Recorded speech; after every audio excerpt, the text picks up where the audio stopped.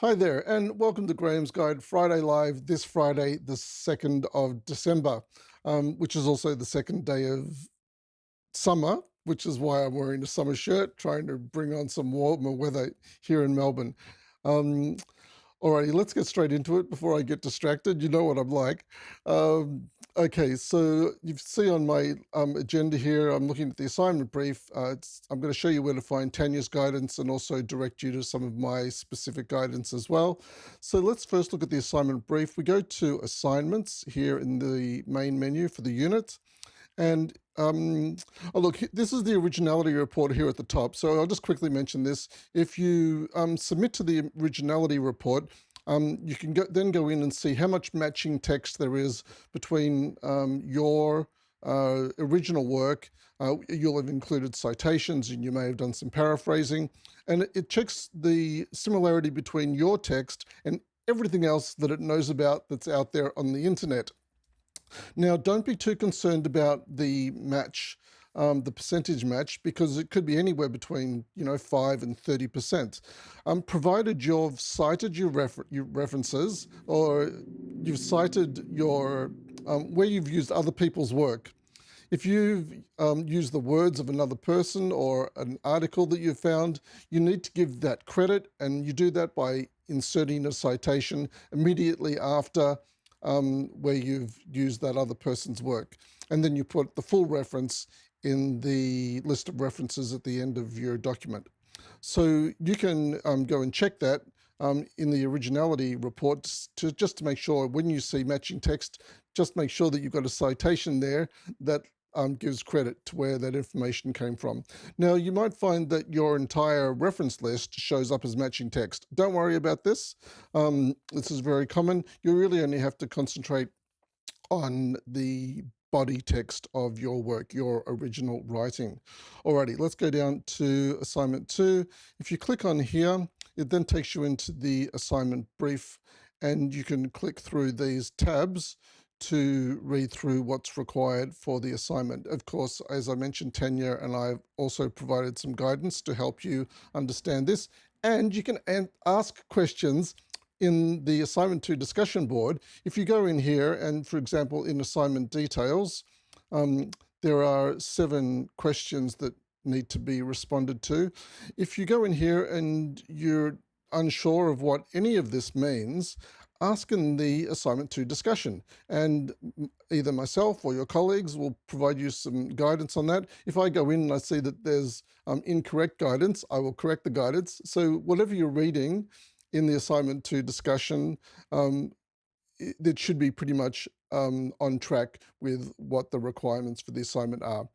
Because as I said, if your colleagues provide incorrect information, I will correct it. But we can all share the information together is what the point is. That's all about social constructivism, which is what we've been talking about in week 3 and in week 4. So look, as you can see here, there are 7 questions, as I mentioned, that need to be answered. This is not an essay. So don't write an essay. Don't start with an introduction and then a whole lot of text and then a conclusion, because it's not an essay format. I'm going to show you how you can actually respond to these 7 questions in 4 sections. So let's go to that now. In fact, now I'm talking about it. So to do that, let's go to the assignment 2 Q&A discussion. So we go to the discussions and then down here to assignment 2 Q&A. Of course, all the groups are available to me as an ELA, but let's go into group 8. So here at the top, you can click on this for Tanya's guidance. She's put a document in Google Drive, a PDF, and you can work through this. There's so much information here. Seriously, if you follow the information in Tanya's guidance, it will definitely lead you to a higher grade. There's a lot of information there, and videos speaking to each of the criteria. It's a wonderful resource. I'm not saying that we're giving you the answers, but all you have to do is write it up. I mean, we're telling you really pretty much everything that you need to do. So if we go back to the this thread, the assignment 2 discussion Q&A, I've also provided some guidance. And you can see here, I've provided a suggested template. So if you click on this, it'll open up here. You can download this. I think it's a Word document. Yeah, it's a Word document. So you can download this template at the top. I've provided actually a video on this here in this discussion. So if you go to the bottom of my first post in the assignment 2 Q&A discussion, there's a video. It goes for 23 minutes. But as I said, if you're looking for a higher grade, it would be a very well spent 23 minutes to watch my video in addition to Tanya's video. So I talk a lot about all of this, so I won't go into the details here. Otherwise, I'll go over my 10-minute mark. I've also provided you with a base structure here, and here, this is where I'm talking about the 7 questions that you can bring them into 4 sections. I've provided an illustration of that here. Here are the 7 questions on the left, and I've put them into 4 sections, 1, 2, 3, and 4. So, and each of these is worth, these are the marking criteria. So each of these is worth 20%. And also I've gone into this detail in that other video, so I don't want to go into more detail here. Alrighty, look, that's actually all I probably need to steer you towards. Oh, here's that 23-minute video.